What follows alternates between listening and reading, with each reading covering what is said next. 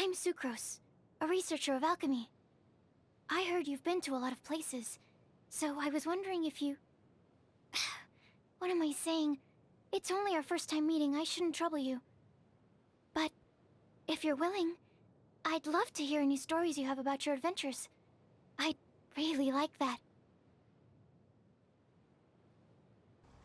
Hey guys, today we're going to be taking a look at one of the new characters in the game that was recently mentioned, SUCROSE, one of the 4-star Animo alchemists or catalyst users in the game. I was fortunate enough to get my hands on her thanks to one of my friends, Jellydot, which I will leave a link to his YouTube channel in the description if you guys want to check him out and his content. But without further ado, let's hop in.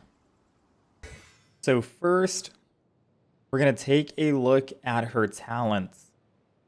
For normal attack, Wind Spirit Creation, your standard performs up to 4 attacks using Wind Spirits, dealing Animo damage.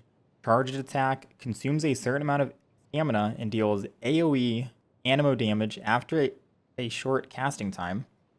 Her plunging attack, calling upon the power of her Wind Spirit, Sucrose plunges towards the ground from midair, damaging all enemies in her path.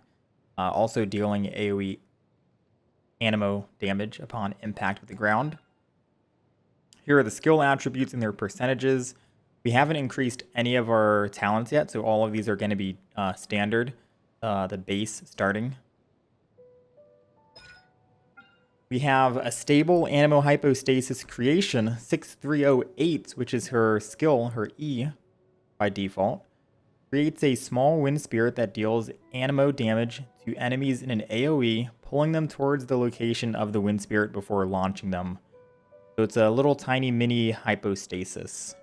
And her ultimate, Forbidden Creation Isomer 75 Type 2, is basically just a bigger version of that. It says Sucrose hurls an unstable concoction that creates a large wind spirit.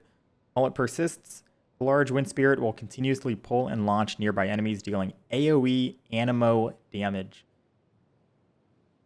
And then the elemental absorption, of course, is whenever it comes in contact with Hydro, Pyro, Cryo, or Electro, it will deal additional damage of that type. Elemental absorption may only occur once per use. Here are the skill attributes. 20 seconds cooldown, lasts for 6 seconds. Damage over time, 148%. The skill, I forgot to show that. Skill damage to 11. Cooldown is 15 seconds.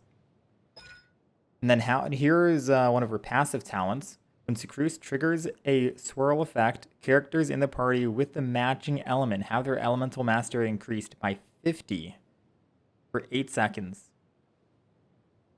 We haven't unlocked this passive talent, but it says when stable Animo Hypostasis Creation, her ultimate, or her skill ability, or her ultimate Forbidden Creation, hit an enemy, increases other party members' elemental mastery based on 20% of Sucrose's elemental mastery for 8% or for 8 seconds. So you could build her support, put a lot of elemental mastery and like energy recharge on her. I think she'd be good as a support unit because her ultimate pulls in users. It's kind of like Venti's Black Hole, just not as good, but she's like a discount Venti, you know? She's a good substitute, I'd say, and we'll show off her abilities a little later on in the video. You guys can see. Her final passive talent, when Sucrose crafts character and weapon enhancement materials, she has a 10% chance to double the product. I think she's the only one who does that too, if I'm not mistaken. Alright, her constellations. Starting with 1, it says a stable Animo Hypostasis, her skill, will gain an additional charge, which would be very nice because every time I'm out using her abilities, I feel like the cooldown is so long for what it does. Her E is very quick. You'll see. The duration, number 2 constellation, the duration of her ultimate will be increased 2 seconds. Flawless Alchemistress increases the level of a stable, just increases her skill 3 times. Constellation 4, every 7 normal or charged attacks, Sucrose will reduce the cooldown of her E, her skill, by 1 to 7 seconds. Every 7 normal and charged attacks. Which, I mean, I did talk about her skill being on a long cooldown, so maybe this could help out a little bit. We'll see how fast she can attack. Constellation 5 is increasing her ultimate, the level of it, by 3, and her final constellation, if her ultimate, Forbidden Creation Isomer 75, triggers an elemental absorption, all party members gain a 20% elemental damage bonus for the corresponding absorbed element during its duration. That's crazy.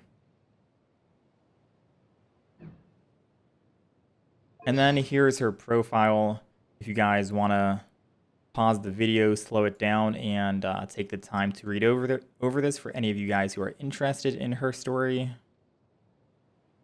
We'll do a small scroll for you guys. But yeah, let's hop into the gameplay, yeah? Alright, let's take a look at some of her auto attacks. So this is her standard left click. 1, 2, 3, and 4.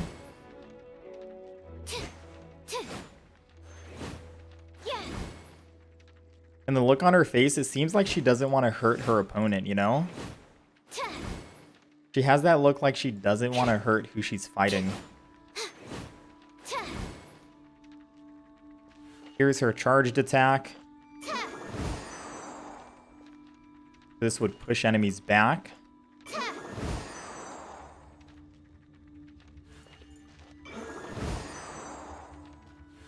And then her skill, a small little hypostasis. We'll get a better view once we go down to this camp. We'll see if we can rough these guys up a little bit.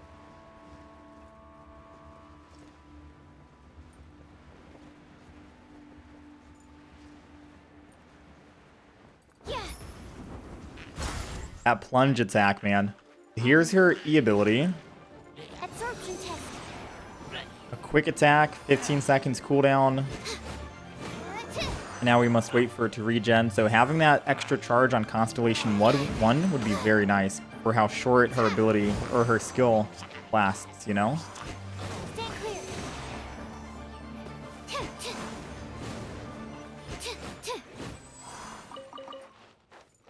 Nice and easy. This guy's having a good old time dancing in the water.